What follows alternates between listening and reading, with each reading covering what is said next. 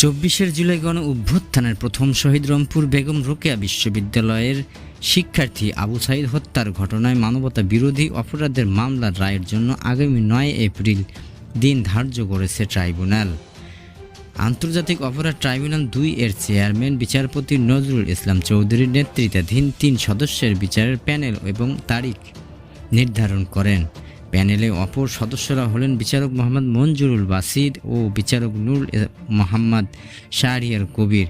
এই মামলায় বেরোবির তৎকালীন ভিসি হাবিবুর রশিদ সহ মোট আসামি ৩০ জন। এর মধ্যে গ্রেপ্তার হয়েছে ৬ জন। তারা হলেন এসআই আমির হোসেন, বেরোবির সাবেক প্রকটর শরীফুল ইসলাম, কনস্টেবল সুজন চন্দ্র রায়, ছাত্রলীগ নেতা ইমরান চৌধুরী, রাফিউল হাসান রাসেল ও আনোয়ার পারভেজ।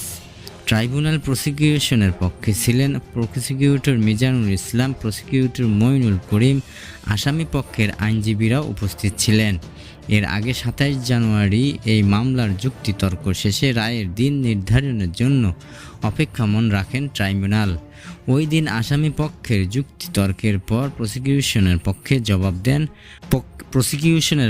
জবাব দেন প্রসিকিউটর মিজানুর ইসলাম।